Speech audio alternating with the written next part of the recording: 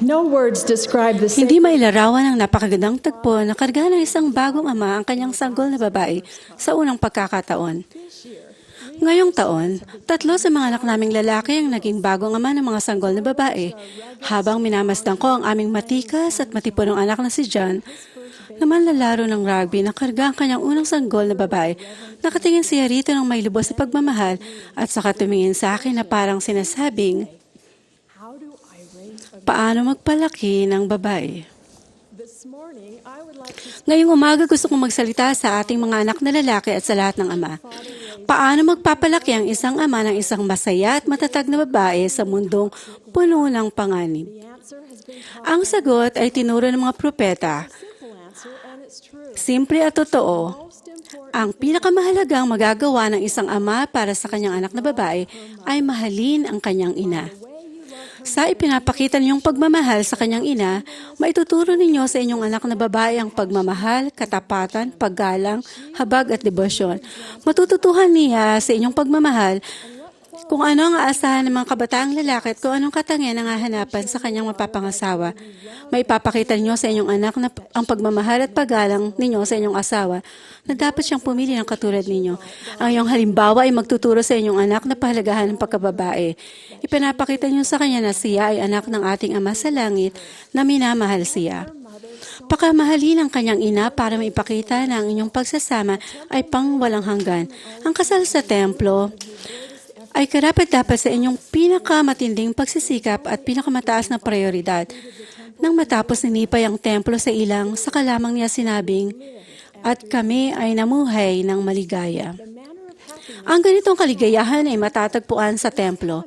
Ito ay pagtupad sa tipan. Huwag papasukin sa inyong buhay o tahanan ang anumang impluensyang magiging dahilan para ipagpalit ninyo ang inyong mga tipan o pangako sa inyong asawa at pamilya. Sa Young Women, tinutulungan namin ang iyong mga anak na munawaan ang kanyang pagkatao bilang anak ng Diyos at ang kahalagahan ng pananatiling banal at karapat-dapat na tumanggap ng mga pagpapala ng templo at ng kasal sa templo. Itinuturo namin ang kahalagahan ng paggawa at pagtupad ng mga sagradong tipan.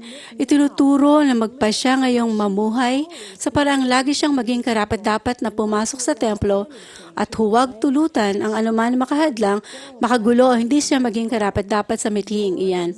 Ang inyong halimbawa ay mas malaki ang epekto kaysa sinasabi namin.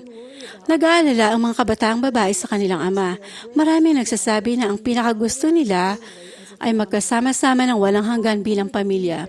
Gusto nilang naroon kayo kapag nagpunta sila o nagpakasal sa templo.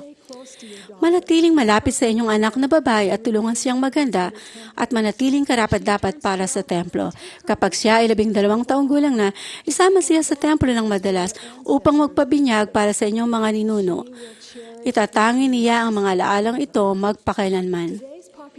Ang popular na paniniwala ngayon ay tangkang wasakin at hamakin ang inyong walang hanggang tungkulin bilang patriarka tama at maliitin ang inyong pinakamahalagang responsibilidad.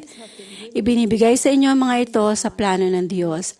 At bilang mga ama, kayo ang nangungulo sa inyong mga mag-anak sa pagmamahal at kabutihan at ang may tungkuling maglaan ng mga pangangailangan sa buhay at kaligtasan ng inyong mga anak.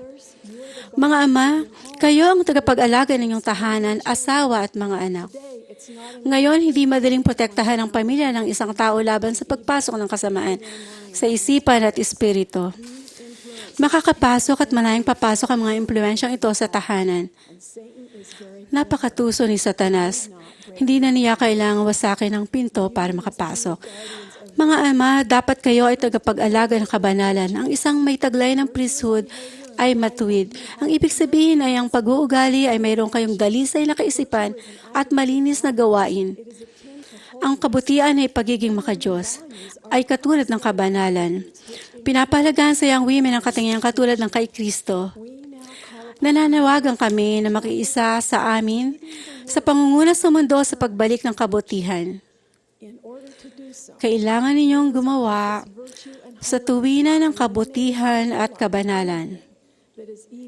Sa pag-aalis sa inyong buhay ng anumang masama at di angkop sa isang may taglay na banal na priesthood ng Diyos. Puspusin ang kabanalan ng iyong mga iniisip ng walang humpay. Sa gayon, ang iyong pagtitiwala ilalakas sa harapan ng Diyos. At ang Espiritu Santo ang iyong magiging kasama sa tuwina. Kaya mag-ingat sa pagpili ng inyong panonoorin at babasahin.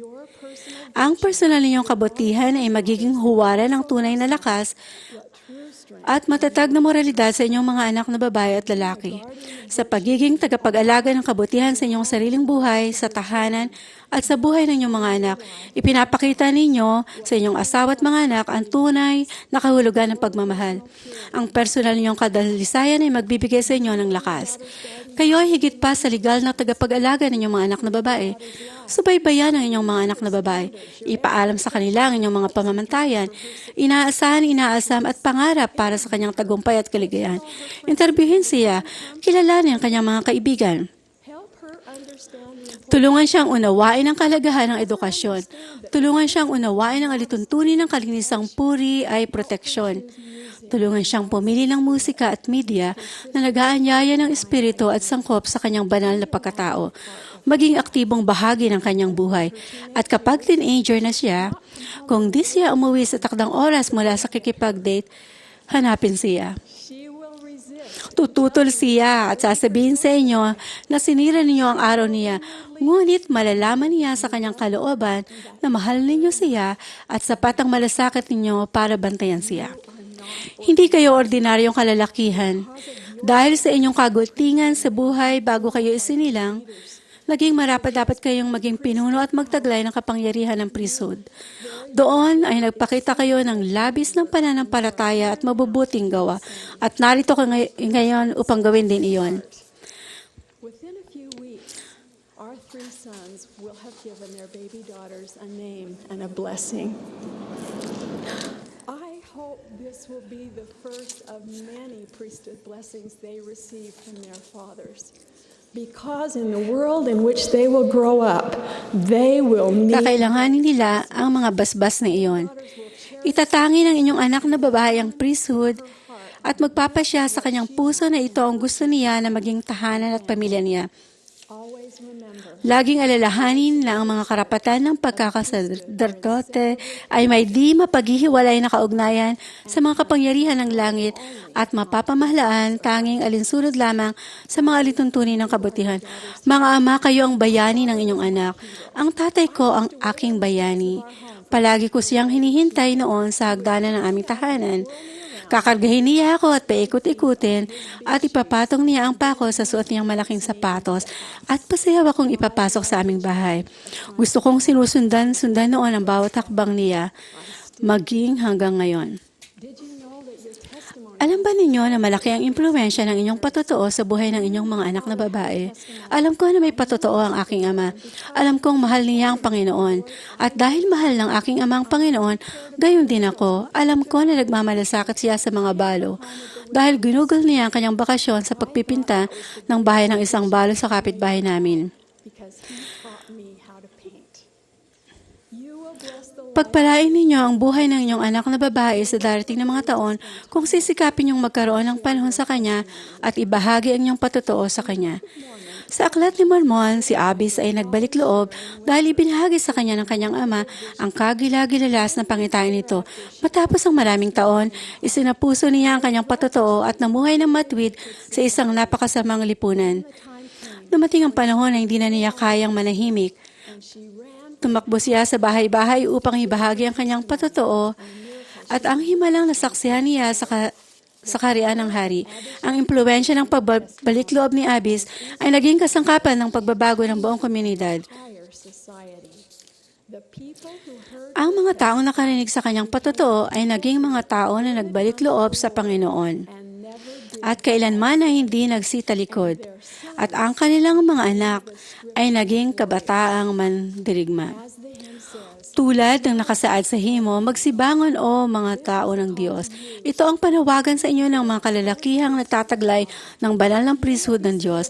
Nawa ay masabi sa inyo ang tinuran tungkol kay Kapitan Moronay. Siya ay isang malakas at makapangyarihang lalaki, isang lalaki may ganap na pangunawa. Di natitinag sa pananampalataya kay Kristo. Kung ang lahat ng tao ay maging at matutulad at maaring maging katulad ni Moroni, masdan ang yaunding kapangyarihan ng impyerno ay mayayanig magpakailanman. Ang dyablo ay hindi magkakaroon ng kapangyarihan sa mga puso ng mga anak ng mga tao. Mga kapatid, mga ama, mga kabataang lalaki, maging tapat sa pangkamaharlikang nasa inyo. Kaya, paano nyo palalakihin ang anak na babae? Mahalin ang kanyang ina. Pamunuan ang inyong pamilya patungo sa templo, maging tagpangalaga ng kabanalan at gampanan ang inyong tungkulin sa priesthood. Mga ama, ipinagkakatiwala sa inyo ang mariringal na anak na babae ng ating Ama sa langit. Sila ay mabubuti at pinili. Dalangin ko na pangangalagaan niyo sila, palalakasin, pakikitaan ng kabutihan, at tuturuang sundin ang mga halimbawa ng tagapagligtas sapagkat siya ay buhay. Sa pangalan ni Hesus Kristo. Amen.